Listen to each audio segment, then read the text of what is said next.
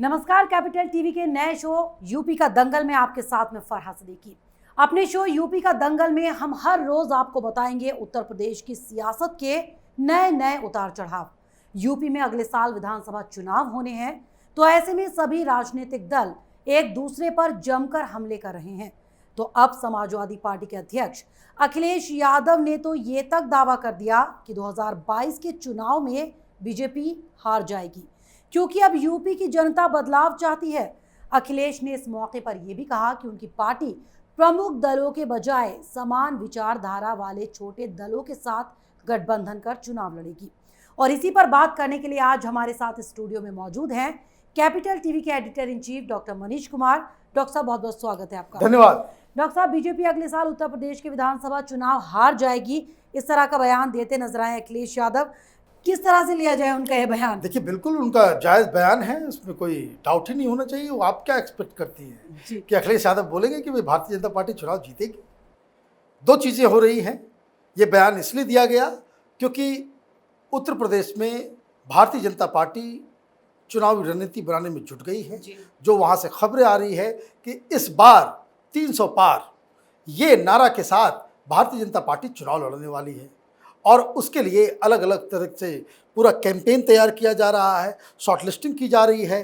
कुछ बवाल अंदर से मचा था मौर्य जी को लेकर के, वो भी सेटल्ड हो गया है। लेकिन जो लोग मौर्य जी के समर्थन में, जितने भी विधायक योगी के खिलाफ बयानबाजी कर रहे थे या उस तरह के इशारे कर रहे थे, जिन लोगों ने सामने आकर के कहा कि योगी जी के प्रशासन की वजह से हम लोग चुनाव हार जाएंगे, जब उन्होंने मान लिया कि वो हार जाएंगे तो उनका पत्ता साफ भी किया जाएगा। साथ ही साथ एक दूसरी भी तैयारी हो रही है कैबिनेट के रिशफलिंग की, शायद उसमें निषाद साहब की पार्टी, उनको भी मौका मिले। तो इस तरह का एक तैयारी आप देखिए, भारतीय जनता पार्टी उसमें जुट गई है।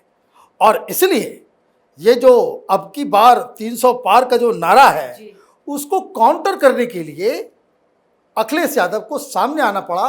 और उन्होंने कहा कि भाई इस उत्तर प्रदेश की जो जनता है वो बदलाव चाहती है, और वो बदलाव हम करवाएंगे। मतलब ये कि हम सरकार बनाएंगे, हम जीत के आएंगे। और जीतने का उन्होंने जो फार्मूला दिया है वो बड़ा अजीब सा है। उन्होंने साफ साफ कह दिया कि कोई भी प्रमुख पार्टी, उसके साथ हम नहीं जाएंगे। डॉक्टर साहब, जिस तरह से प्रमुख पार्टी के साथ ना जाने की बात क्लियर कह दी, यानी सीधे सीधे उनका जो इशारा था वो कांग्रेस और बसपा की तरफ था।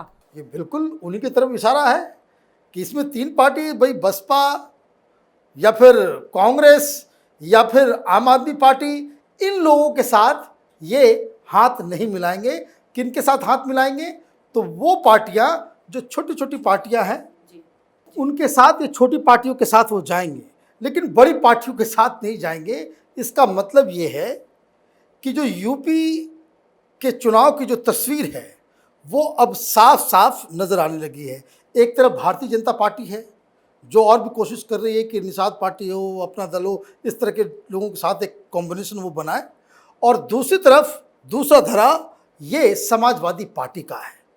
कांग्रेस पार्टी अभी क्या कर रही है, सो रही है या जागृत है, वो पता नहीं।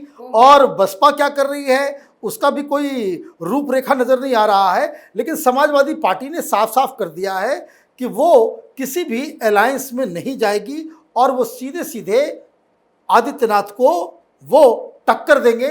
समाजवादी पार्टी की तरफ से वो मुख्यमंत्री का चेहरा होंगे, और ये समाजवादी पार्टी वर्सेस बीजेपी का एक तो तय हो गया है। अब ये देखना है कि कांग्रेस पार्टी और बहुजन समाज पार्टी क्या करती है।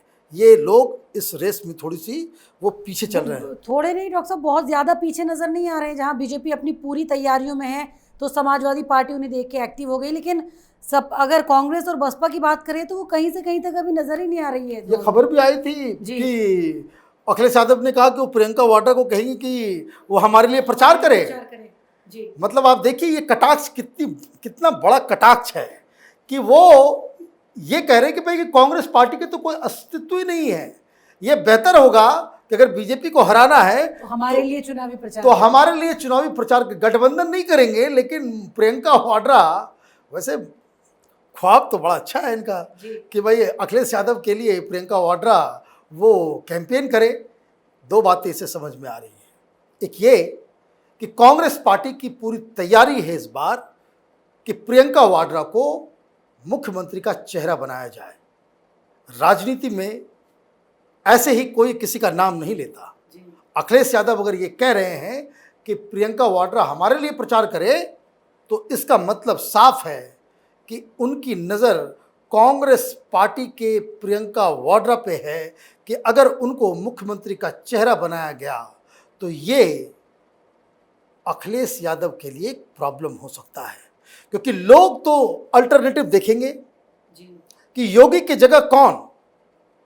अखिलेश यादव अभी सबसे प्रमुख चेहरे हैं, लेकिन कांग्रेस पार्टी अगर प्रियंका वाड्रा को सामने लेकर के आ जाती है तो अखिलेश की मुश्किलें बढ़ जाएगी। अखिलेश की मुश्किलें बढ़ जाएगी, इसलिए ये कटाक्ष है।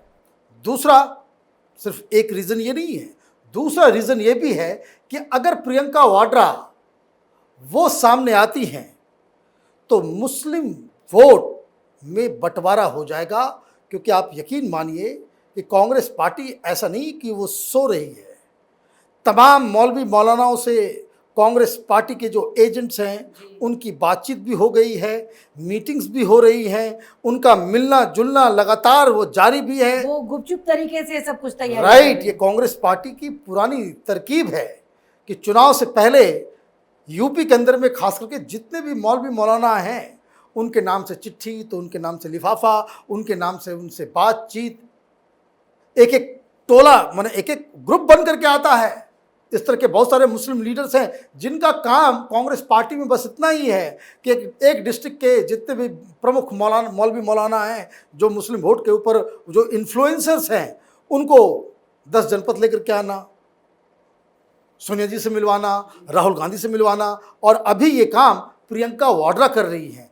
तो ये दो टारगेट जो है वो अखिलेश यादव की तरफ से जो प्रियंका वाड्रा का नाम लिया गया कि वो हमारे लिए प्रचार करे, वो इसलिए प्रचार करें भाई कांग्रेस तो वैसे जीतेगी नहीं, अगर वो रहेंगी तो वो नुकसान होगा, तो इसलिए वो कटाक्ष दिया गया है। मुस्लिम वोट पर नज़र है और कोई दूसरा प्रियंका वाड्रा सीएम की दावेदार न बने, इसलिए अखिलेश यादव की तरफ से प्रियंका वाड्रा के ऊपर ये हमला किया गया। जी डॉक्टर साहब, इसके अलावा अखिलेश एक नया और दाव चलते नजर आ रहे हैं। ममता बनर्जी की जो लोकप्रियता है पश्चिम बंगाल में, यूपी में उसे बुनाने की तैयारी कर रहे हैं। ये बेकार की बातें हैं। ऐसा नहीं है कि ममता बनर्जी ने यूपी में अपना दांव नहीं खेला है। 2014 में आप देखिए टीएमसी की उम्मीदवार भी थी। आप ये छोड़ दीजिए, बनारस से टीएमसी की उम्मीदवार थी एक महिला जिसको ममता बनर्जी चुनाव लड़वा रही थी। 2014 से पहले यूपी में हर जगह कहाँ से वो लोग जो उम्मीदवार हो सकते हैं उसको भी आजमा चुकी है। ममता बनर्जी अपनी गुंडागर्दी की वजह से वो बंगाल में तो चुनाव जीत सकती हैं, कहीं और नहीं जीत सकती। उत्तर प्रदेश में तो वो एक पंचायत का चुनाव भी नहीं जीत पाएंगे। और ये याद रखना चाहिए अखिलेश यादव को, अगर ममता बनर्जी वो भस्मासुर है कि जिस पार्टी का वो प्रचार करेगी वो पार्टी उसी जगह पे जमींदोज हो जाएगी। जिस हिसाब से चुनाव के बाद हिंदुओं के ऊपर वहाँ पे जुल्म हो रहा है, हजारों महिलाओं का रेप हुआ है, और जिस तरह की खुली छूट उसने ममता बनर्जी ने बंगाल में दे रखी है, अगर उसका साया भी समाजवादी पार्टी के ऊपर पड़ा, इस हिसाब से पोलराइजेशन होगा कि अखिलेश यादव अपनी सीट भी गंवा जाएंगे।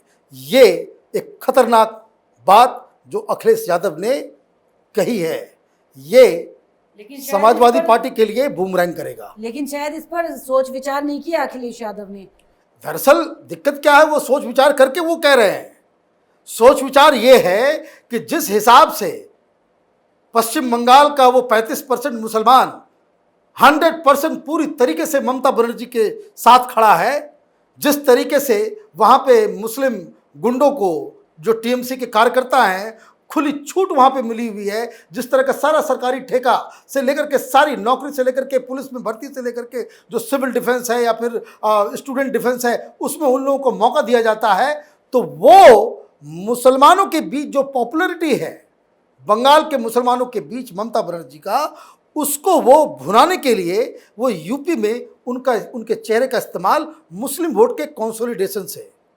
अब आप समझिए कि एक तरफ कांग्रेस पार्टी वो मुसलमानों को लुभा रही है और दूसरी तरफ अखिलेश यादव ममता बनर्जी के बहाने मुसलमानों को अपनी तरफ लाने के खेल जो है वो यूपी के अंदर में 18-20% के आसपास मुस्लिम वोटर्स हैं, उसको कौन अपनी तरफ आकर्षित करेगा, इसी की जद्दोजहद है। आपको याद होगा जब पिछली बार जब चुनाव हुए थे, उसके पहले भी जब यूपी का चुनाव था, जब वहाँ पे मायावती की सरकार थी, तो कांग्रेस पार्टी ने सबसे पहले कहा था कि भाई हम रंगनाथ मिश्रा आयोग के जो सुझाव हैं उसको लागू करेंगे, मुसलमानों को हम रिजर्वेशन देंगे। तो पहली बात ये समझ लीजिए कि जो भी पार्टी हिंदुस्तान में ये कहे भाई मुसलमानों को रिजर्वेशन देंगे, ये सफ़ेद झूठ है। बहुत राज्यों में बहुत बार पॉलिटिकल पार्टीज ने, खास करके कांग्रेस पार्टी ने, आंध्र प्रदेश हो, कर्नाटक हो, वहाँ पे मुसलमानों को रिजर्वेशन देने की बात कही। वो दे भी देते हैं, लेकिन वो सुप्रीम कोर्ट में इमीडिएटली एक लाइन में खारिज हो जाता है। हिंदुस्तान में धर्म के आधार पे रिजर्वेशन देने की कोई व्यवस्था ही नहीं है। यहाँ पे सोशली बैकवर्ड क्लास के लिए तो है। डॉक्टर साहब, ये बात तो इन्हें भी पता है, लेकिन बस चुनाव के दौरान और उसमें कंपटीशन लग गया था कि हम 7% देंगे, तो मुलायम सिंह यादव ने कहा था कि हम 12% देंगे। तो ये जो है ये कंपटीशन चल जाता है। और मैं आपको बताऊं कि जो ओबीसी का जो रिजर्वेशन है, ओबीसी के रिजर्वेशन में जो मुस्लिम बैकवर्ड कास्ट हैं वो ऑलरेडी इंक्लूडेड हैं। ऐसा नहीं है कि जो ओबीसी रिजर्वेशन मिलता है वो सिर्फ हिंदुओं को मिल रहा है, उसमें उन मुस्लिम कास्ट को भी मिल रहा है जो उसमें बैकवर्ड है। तो ये ऑलरेडी बेनिफिट ले रहे हैं। लेकिन ये एक शगुफा है, चुनाव से पहले मुसलमानों को लुभाने का जो अलग अलग तरीका होता है। अभी तो चुनाव शुरू भी नहीं हुए हैं, अभी तो बहुत शगुफे आएंगे मुसलमानों और मुसलमानों को जो बरगलाने के जो नई नई तरकीब होंगी उसको बहुत अच्छे से डिटेल में हम लोग डिस्कस किया करेंगे। इसलिए हमारे इस प्रोग्राम को ज़रूर आप लोग देखते रहिए। हम लोगों का एक नया channel capital TV Uttar Pradesh भी हमने लॉन्च किया है, उसको भी सब्सक्राइब कीजिए। जी डॉक्टर साहब, चलिए बहुत बहुत शुक्रिया हमारे साथ कार्यक्रम में जुड़ने के लिए। धन्यवाद। तो उत्तर प्रदेश के पूर्व मुख्यमंत्री और समाजवादी पार्टी के अध्यक्ष अखिलेश यादव इन दिनों 2022 में होने वाले यूपी विधानसभा चुनाव की तैयारियों में जुटे हुए हैं। वो कभी बसपा के बागी विधायकों से मिलकर उन्हें अपने पाले में लाने की कोशिश कर रहे हैं, तो कभी कांग्रेस और बीजेपी के असंतुष्टों को अपनी पार्टी से जोड़ने की कवायद में दिखाई दे रहे हैं। लेकिन इस बीच अखिलेश यादव ने जो ये दावा किया है कि बीजेपी उत्तर प्रदेश का विधानसभा चुनाव हार जाएगी, क्या सोचकर और क्यों किया, ये तो अखिलेश ही जाने। तो अगर आपको हमारे प्रोग्राम पसंद आया तो इसे लाइक करें, शेयर करें और उत्तर प्रदेश चुनाव से जुड़ी हर खबर को जानने के लिए कैपिटल टीवी के साथ साथ कैपिटल टीवी उत्तर प्रदेश को सब्सक्राइब करना ना भूलें। नमस्कार।